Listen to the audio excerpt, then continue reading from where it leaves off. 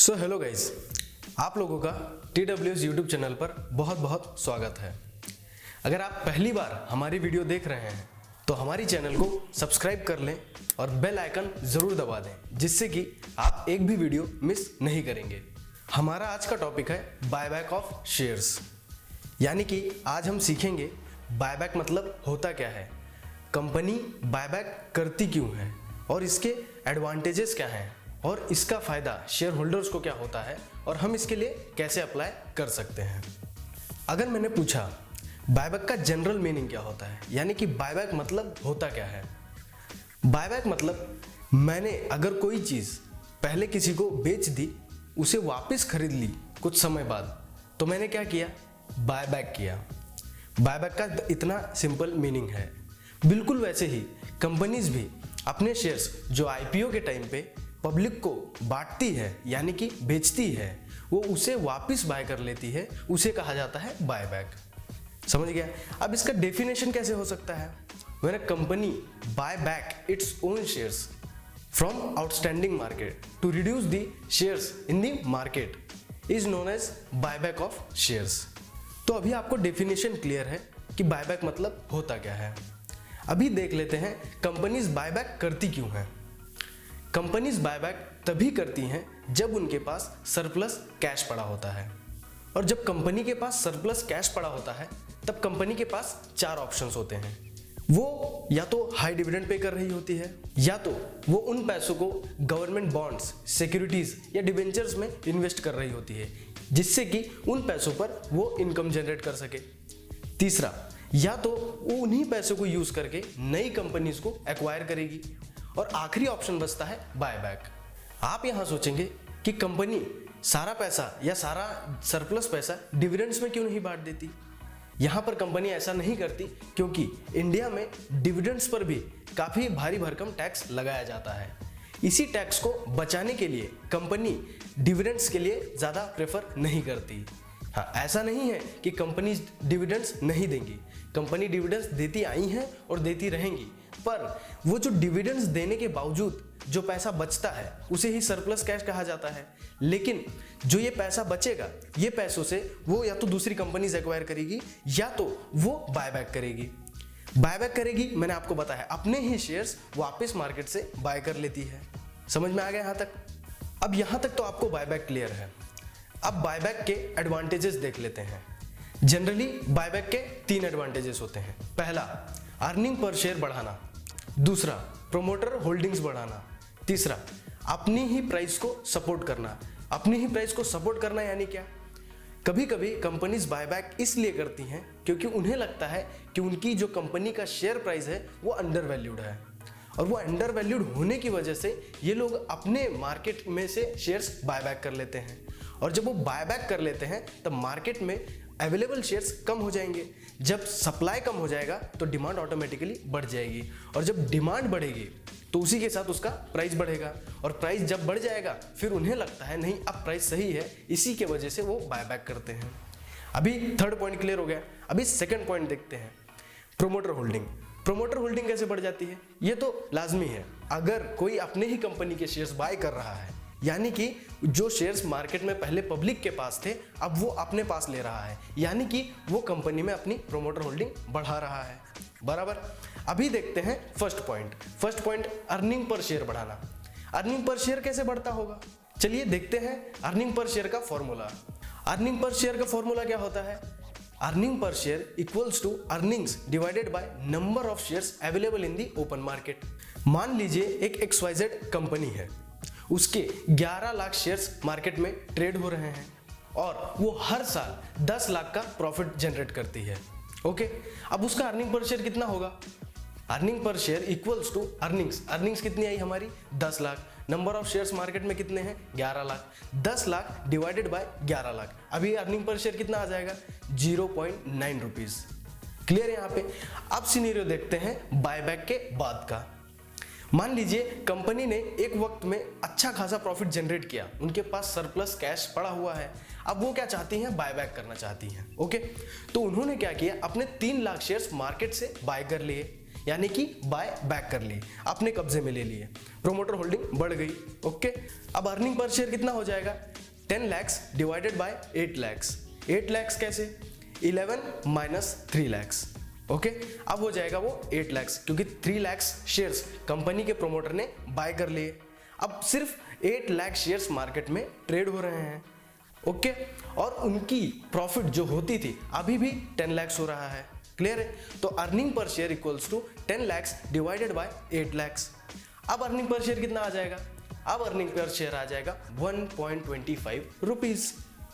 अभी आपने देखा पहले कितना आया था 0.90, अब आ गया 1.25, मतलब ड्रास्टिक चेंज आ गया ना। इसीलिए कंपनी ज्यादातर अर्निंग पर शेयर बढ़ाने के लिए बायबैक करती हैं। क्लियर है? आपको तीनों पॉइंट क्लियर है क्यों करती है?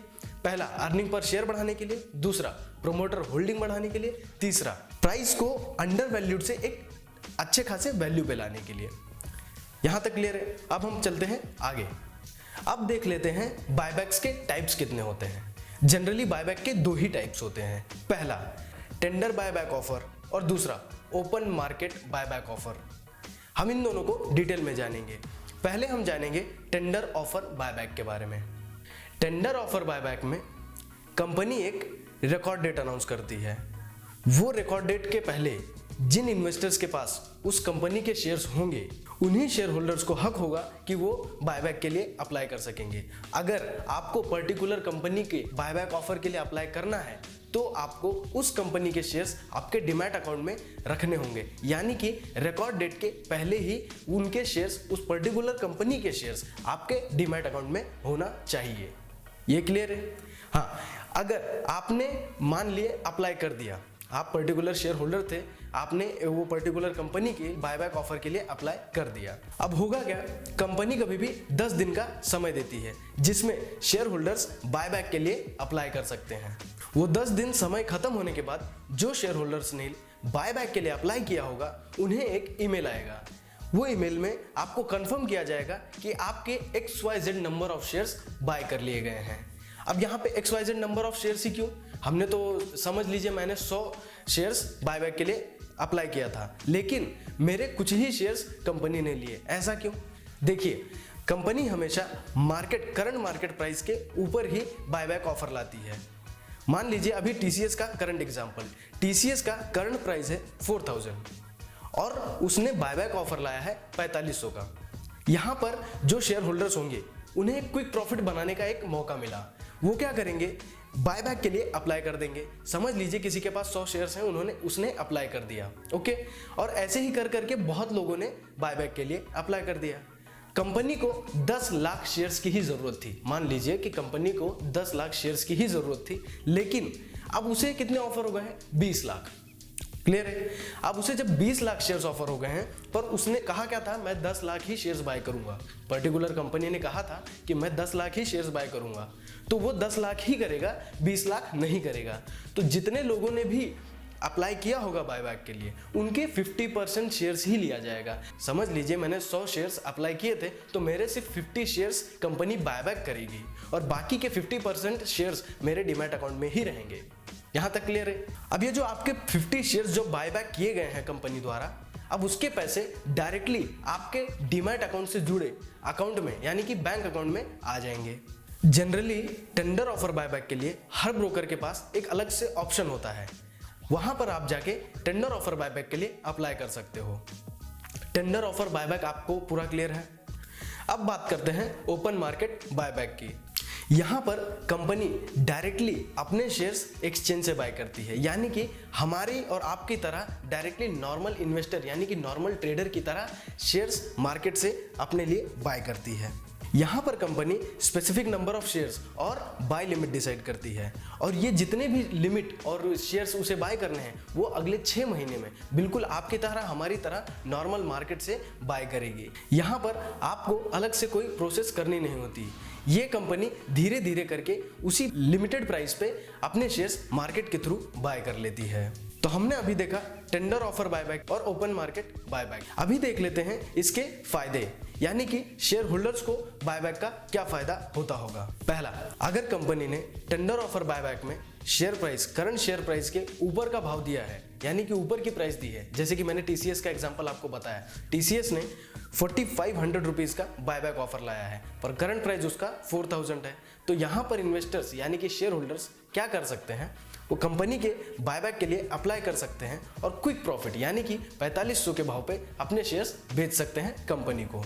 ये तो हो गया पहला फायदा। और दूसरा फायदा ये है कि अगर हमने कंपनी के बायबैक के लिए अप्लाई नहीं किया फिर भी हमें एक फायदा हो सकता है। वो कैसे हो सकता है, कंपनी ने particular number of shares market से बायबैक कर लिए, वो बायबैक करने के बाद जो बचे हुए शेयर्स हैं उनकी डिमांड ऑटोमेटिकली बढ़ जाएगी।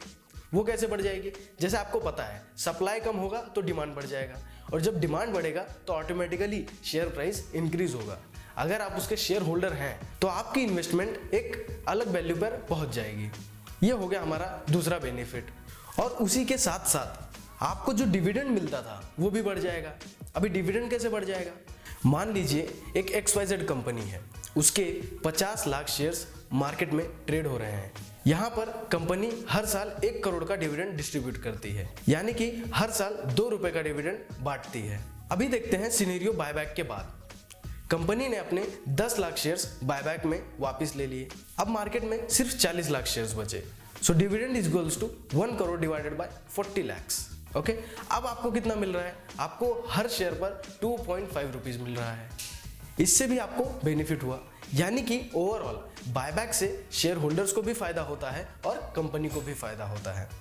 क्या आपने कभी पहले बायबैक के लिए अप्लाई किया है, कमेंट्स में जरूर बताइए। सो दोस्तों, आज हमने क्या क्या सीखा, बायबैक क्या होता है, कंपनी बायबैक क्यों करती है, उससे कंपनी को क्या फायदा होता है, उससे शेयर होल्डर्स को क्या फायदा होता है, और बायबैक के कितने प्रकार होते हैं और इसे अप्लाई कैसे किया जाता है। आई होप कि आपको बायबैक अच्छे से समझ आ गया होगा। अगर कोई क्वेश्चन होगा तो कमेंट सेक्शन में ज़रूर लिखिए, हम पूरी कोशिश करेंगे उसे क्लियर करने की। तो चलिए दोस्तों, आज के लिए बस इतना ही, फिर मिलेंगे एक नए टॉपिक के साथ, एक नई एनर्जी के साथ। अगर वीडियो पसंद आया हो तो लाइक करके एनकरेज कीजिए हमें, जिससे कि हम नए नए टॉपिक्स पर वीडियो लाते रहें। And do subscribe our channel for stock market learnings. Thank you.